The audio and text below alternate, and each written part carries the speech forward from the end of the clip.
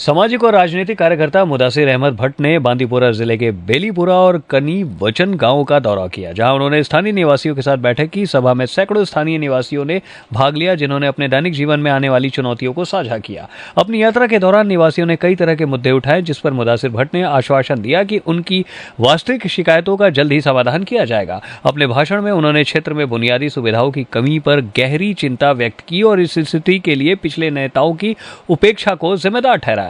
उन्होंने बताया कि अंत्योदय अन्न योजना और गरीबी रेखा से नीचे बीपीएल योजनाओं जैसे कार्यक्रम जो गरीबों को लाभ पहुंचाने के लिए हैं, उन लोगों तक नहीं पहुंचे हैं जिन्हें उनकी सबसे ज्यादा जरूरत है। मुदासिर ने उचित सड़क संपर्क की कमी को एक महत्वपूर्ण मुद्दे के रूप में उजागर किया और इस बात पर जोर दिया कि समुदाय को आवश्यक सेवाओं से गलत तरीके से वंचित किया गया है। उन्होंने निवासियों से अपने मौलिक अधिकारों के लिए खड़े होने और ऐसे नेताओं को चुनने में सतर्क रहने का आग्रह किया जो वास्तव में लोगों के कल्याण के लिए काम करते हैं।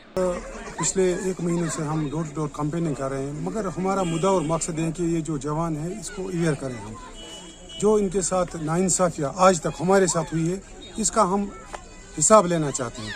जितने भी हमारे सियासतदान गुजरे, अगर हम बांडीपुरा कॉन्स्टिट्यूंसी को लेंगे, अभी हम कुछ इलाकों में गए जहाँ पे पीने का पानी भी नहीं है, जो कि हमारे बेसिक राइट्स हैं।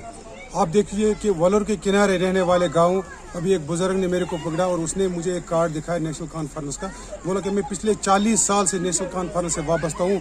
हमारी जो बस्ती है 40 घरों पर मुश्तमिल है, लेकिन आज तक पीने के पानी से हम महरूम हैं। तो this is the Shem for the leaders, उसमें से चाहे उस्मान साहब हो, चाहे निजामुद्दीन भट्ट साहब जो मिनिस्टर भी रहे अपने वक्त में, लेकिन उन लोगों ने क्या किया। जब हम बेसिक फैसिलिटियाँ देखेंगे तो बेसिक फैसिलिटियों से यहाँ पे बहुत सारे इलाके महरूम रह चुके हैं और आज 21वीं सदी है, जबकि पीने का पानी जो है वो घर घर होना चाहिए। अगर हम देखेंगे कुछ इलाके ऐसे भी जिनमें अभी तक पीने का पानी नहीं पहुंचा। तो स्कीम्स जो हैं, अब सेंट्रल गवर्नमेंट चाहती है कि हर गांव में रोड्स हो, मैग्नेमाइज रोड्स हो, लेकिन अब उसके लिए एक अच्छी रिप्रेजेंटेशन होनी चाहिए, अच्छी नुमाइंदगी होनी चाहिए। आप देख लीजिए कि पिछले जितने भी हमारे मिनिस्टर्स आए हैं, जितने भी हमारे एमएलएज आए हैं, उनने ज़्यादातर अपने एसेट्स बढ़ाए, अपना जो वीआईपी कल्चर है उसको बढ़ाया और लोगों के जो मसले और मसाइल हैं उनकी तरफ तवज्जो नहीं दी।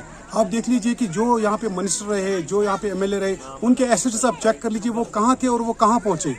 और जो बेसिक वोट डालने वाले बंदे हैं, हम जो बेसिक अवाम हैं और जो वोट डालने वाले बंदे हैं, उनको बेसिक जो फैसिलिटी है उनसे महरूम किया गया, उनसे महरूम रखा गया। लेकिन अब हम देख रहे हैं कि एक रेवोल्यूशन आ रहा है। अब जो यहाँ का जो कश्मीर का जो यूथ है वो अवेयर हो चुका है, वो यूथ जाग चुका है और अब यूथ इलेक्टोरल पॉलिटिक्स में हिस्सा लेना चाहता है और हिस्सा ऐसा लेना चाहता है कि वो बजाते खुद उसमें पार्टिसिपेशन चाहता है, क्योंकि कॉन्स्टिट्यूशन ऑफ इंडिया ने हर एक को राइट दिया है, चाहे वो गरीब से गरीब लड़का हो, लेकिन एजुकेटेड होना चाहिए, वो पार्टिसिपेशन कर सकता है। अभी किसी की वरासत या किसी की मीरास नहीं है कि जिसका बाप एमएलए है उसी का बेटा कॉन्टेस्ट कर सकता है, या जो खानदानी राज जहाँ पे रहा हुआ है 3 पुश्तंदू से हमारे पास हमारी ऊपर वो हुकूमत कर रहे हैं। अब वो वक्त गया है, अब हर एक जवान जाग चुका है। अब कॉन्स्टिट्यूशन ऑफ इंडिया ने ये हर एक को राइट दिया है, लोग अवेयर हो चुके हैं, हर एक पार्टिसिपेशन करना चाहता है और खुददारी के साथ अपने हक और हुकूकों की जो है वो हिफाजत करना चाहता है। क्योंकि जितने भी हमारे बेसिक मुद्दे हैं, बेसिक हमारे फैसिलिटीज़ होने चाहिए, चाहे वो बिजली की बिल हो, चाहे वो पानी का मसला हो। आप देख लीजिए कि कुछ गाँव ऐसे फार फ्लंग एरिया हैं जिन तक अभी पीने का पानी या बिजली की लाइनें भी, बिजली की तारें भी नहीं हैं।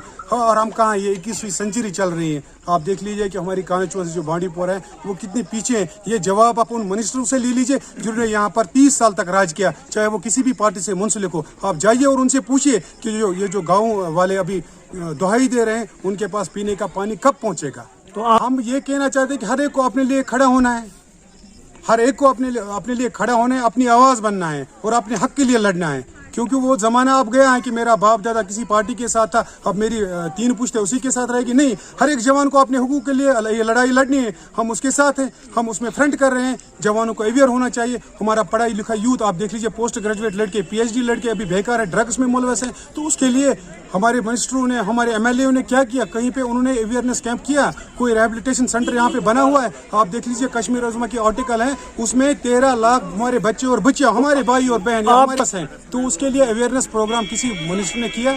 हमारे डिस्ट्रिक्ट बांदीपुरा में आप देख लीजिए कितने रिहैबिलिटेशन सेंटर बने। Braj Chikitsa Sansthan, school of nursing and paramedical college, जहां मौजूद है आधुनिक सुविधाओं से लैस anatomy lab, nutrition lab, community lab, advance skill lab, fundamental lab, MCH lab, computer lab और लाइब्रेरी। यहाँ के पाठ्यक्रमों में शामिल है BSc nursing, GNM, ANM, OTT, योग्यता 12वीं पास।